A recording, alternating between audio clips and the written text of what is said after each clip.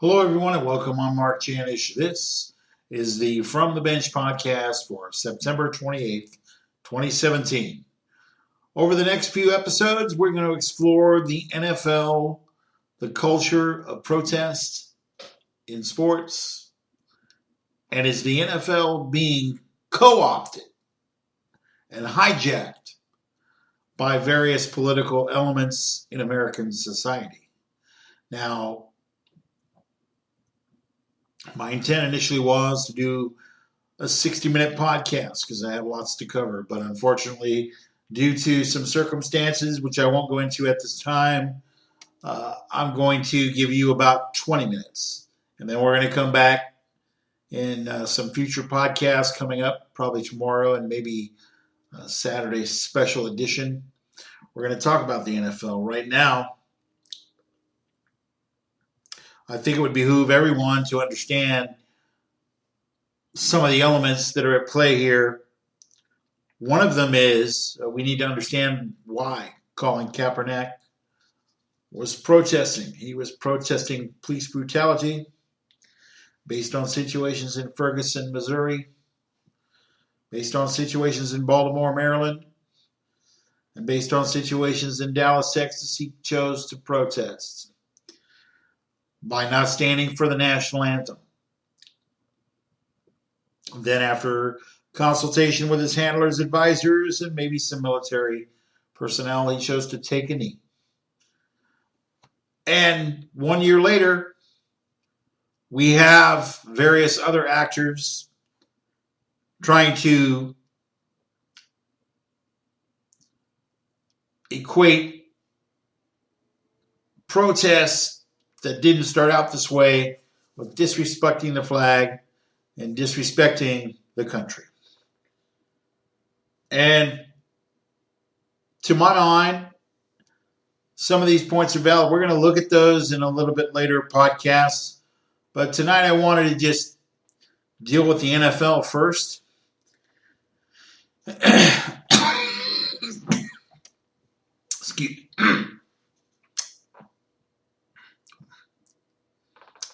Excuse me. The NFL at this particular point in time is in a tough position. Let me lay out the case for why I believe that.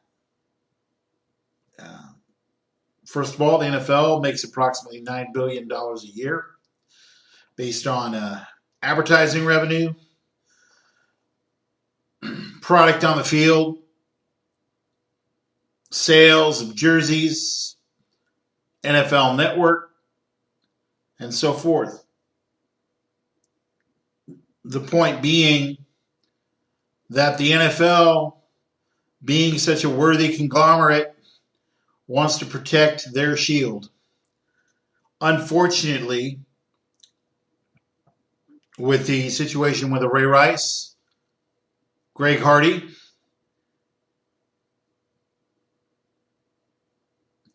and now Colin Kaepernick, and might I throw in former Giant kicker Josh Brown into the mix, the NFL is looking really bad in relation to domestic violence.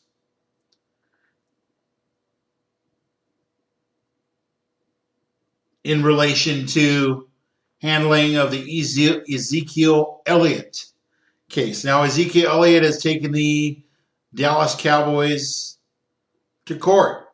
The NFL to court.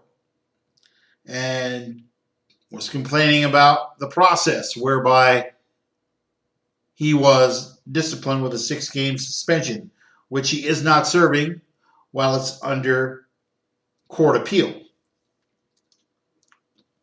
The situation with Ezekiel Elliott's a little bit different in the sense that, number one, he did not say he did not do it. Number two, he complained about the process. Number three, the NFL collectively bargained to give power and final arbitrary authority to Roger Goodell to issue suspensions. Now, did the NFL try to cover themselves by hiring various women advocacy individuals who could determine the extent of domestic violence in the NFL? Yes, they did. But they did it potentially for the wrong reasons. If you hire someone and don't let them do their job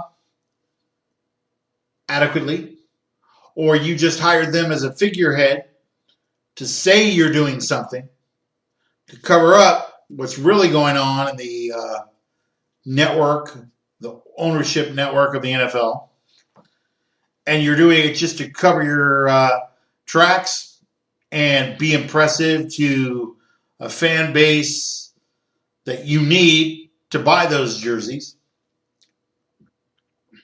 to buy products that are advertised on the television networks that cover football every Monday, Thursday, and Sunday. You're going to do what you have to do to protect the shield. And then you have the 32 owners.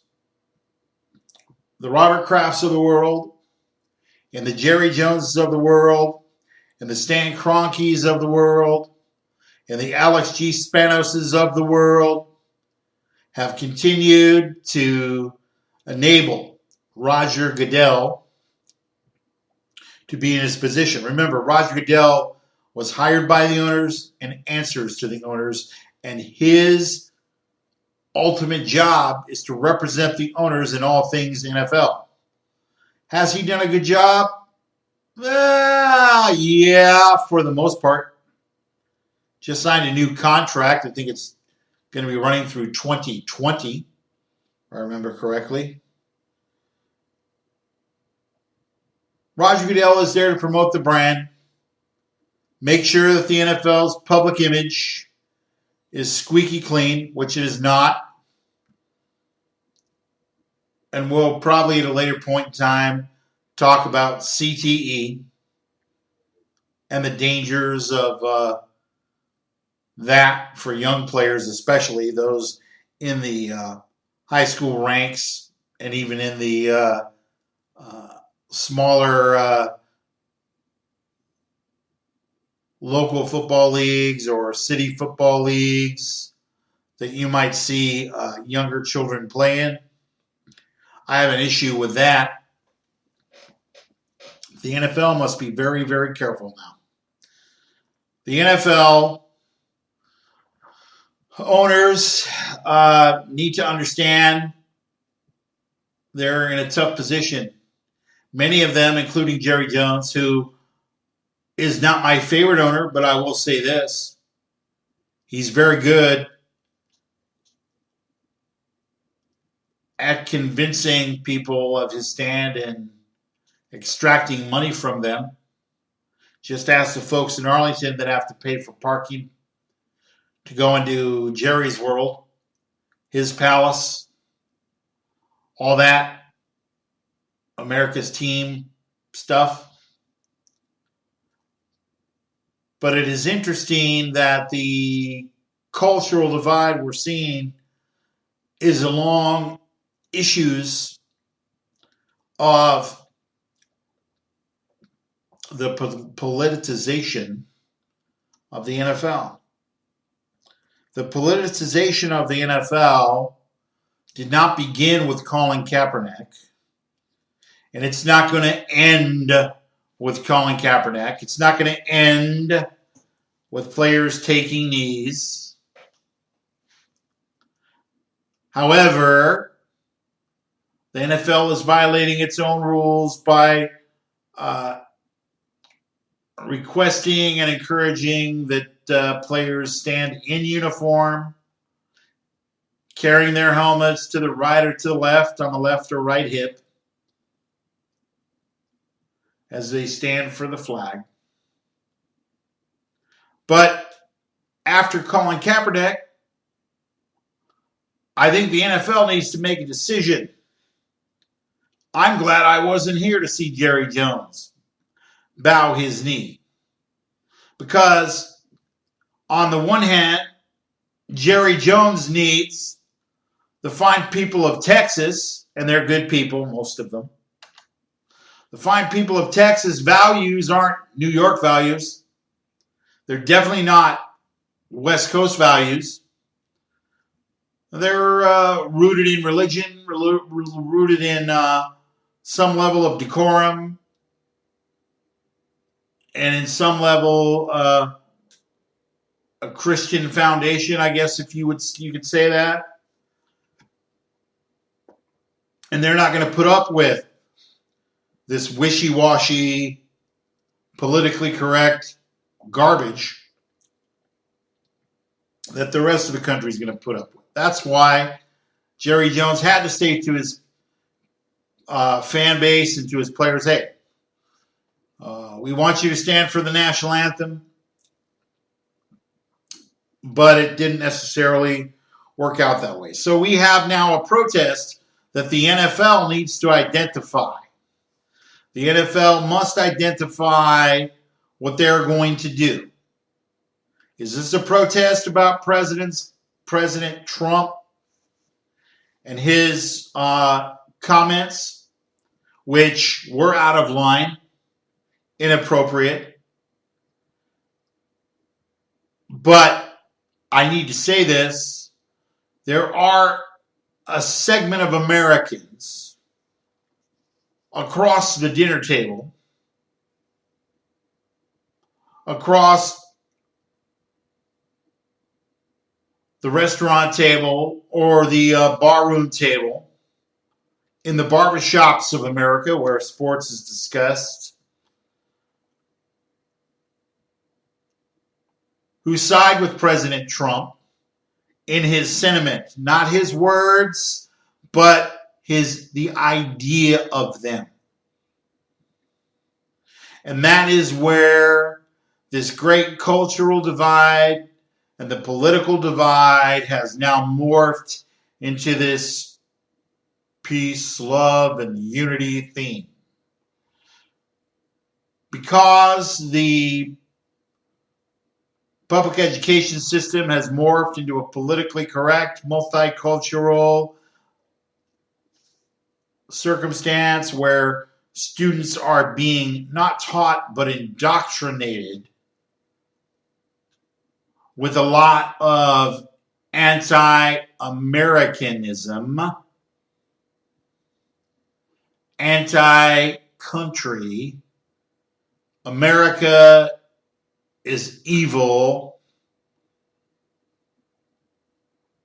America is wrong. America is not great, not exceptional.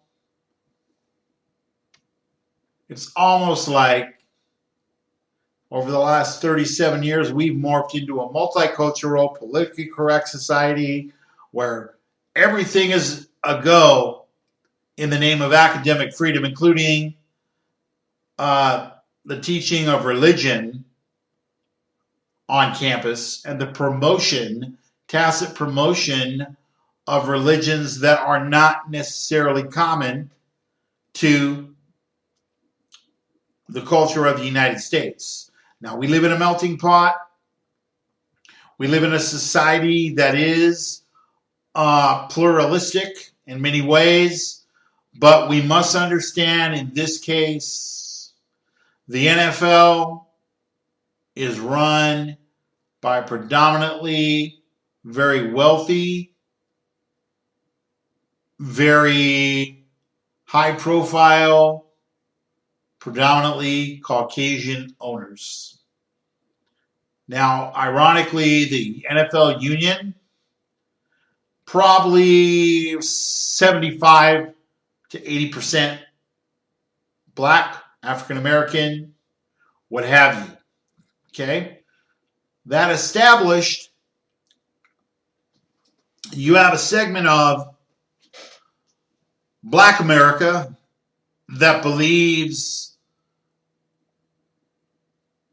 social injustice and equality have always been a part of their lives, even though the civil rights movement started by the Freedom Riders, started predominantly, mostly by Rosa Parks and the Montgomery bus boycott of 1955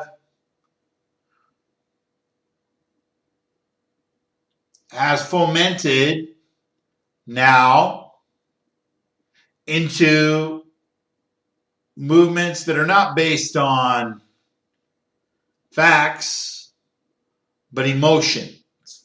I would encourage everybody who is protesting in the NFL, because of the NFL, I'm specifically speaking to players and owners right now.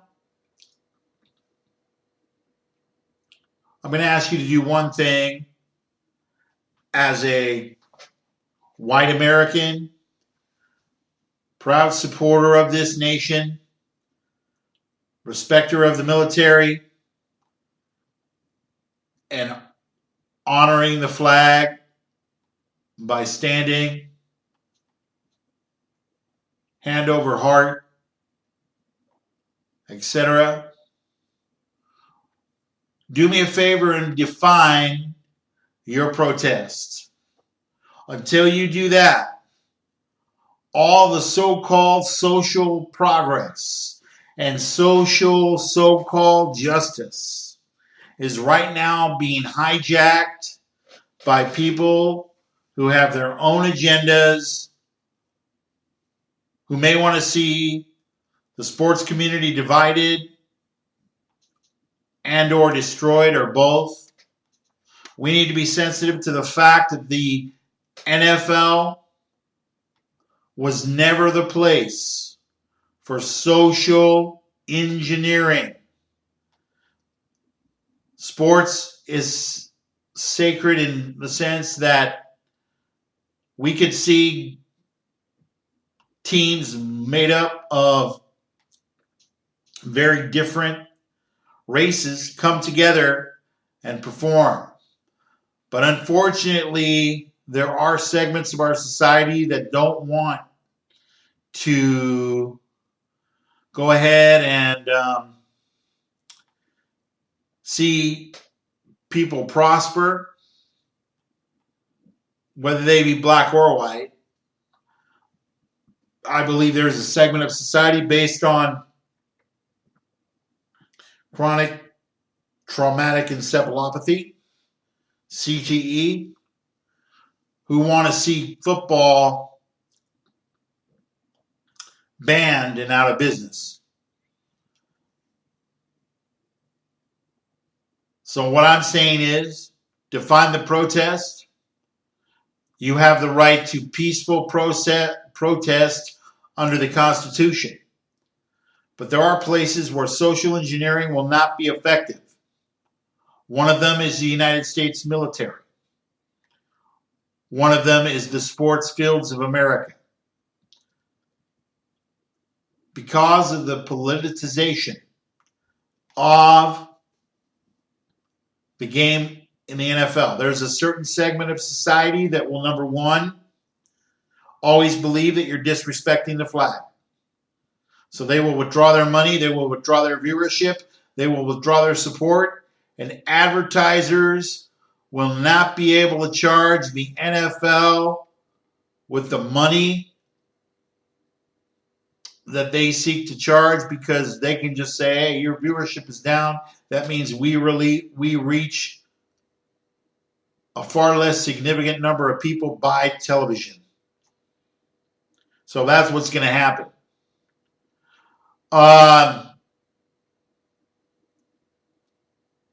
In a future podcast, it'll probably be tomorrow, we're going to look at some of the NFL owners, their biases and motives regarding keeping people in the stands, people buying the concessions, the jerseys, paying exorbitant amounts for parking, etc. There's a lot to be said here. I'm not done. I'm Mark Janish. I appreciate you listening on AccessMediaGlobal.com, Stitcher Radio. This is the From the Bench podcast. I'm Mark Janish. You have a very pleasant good evening. God bless you. And we all need your prayers, folks. So to those of you that have stayed with me for the past 7 years, you're welcome to follow me on Twitter at MARK at Access Media Global. You're welcome to go to accessmediaglobal.com. That is my site. I own it. Registered. You can listen to the podcast, the From the Bench podcast on Libsyn and Stitcher Radio. I pay for the podcast. I don't ask anybody to subsidize me. It would be great if they did. But this is my platform. Whether you agree with me or not, I'm not looking for you to agree with everything I say. But I am asking you, and this podcast and this whole social media experiment that is Access Media Global was started because I believed and continue to believe that sports needs to be a unifier and not a divider. And in the case of the NFL, it's starting to become a divider. And the political football, if I could use that analogy, is going to be in the owners' courts. It's going to be in the fans' courts. And the fans are speaking loudly with declines of about 15% based on Fox viewership on Sundays, the lower revenue charges for commercials. We're going to see what happens when Super Bowl 52 comes up in Minnesota, and it'll be interesting to see the price of ads for this Super Bowl. I'm going to take a look tomorrow night and just give you my opinion on the various constituencies that we're working with, and also a very fractured football community now. And it may be a while before the NFL recovers, because what they've chosen to do is not necessarily tell you their point of view regarding protests and calling Kaepernick. It's about being unified, but they're not going to tell you they're opposed to President Trump, which I believe they are. But the reason you're not hearing it in the media directly is because supporters of President Trump view this in a totally different way. And remember, those people that you dislike, they have money too. They have families too. They have choices to make too.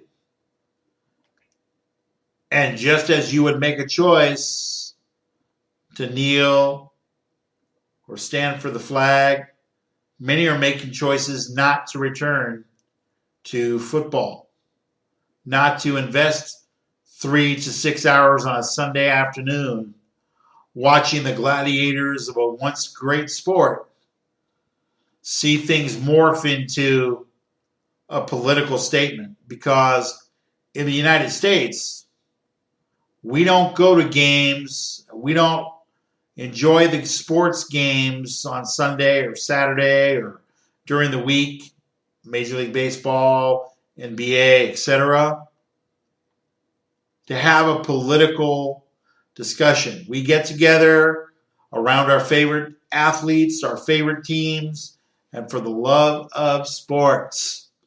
That's why I do this stuff. I'm not paid for this stuff. I'm not being heard around the world. I'm not ESPN, okay? But I'm an independent broadcaster. I pay my own way so far. And therefore, I can be an independent broadcaster and it's not going to hurt me. Really. Because I'm not employed by Fox, ESPN, ABC, CBS, or NBC at this time. Now, if I'm in the workplace, the rules are different. I get that. This is something that I do because I love the game. But right now, one of the games is being co-opted and morphing into a shadow of its former self.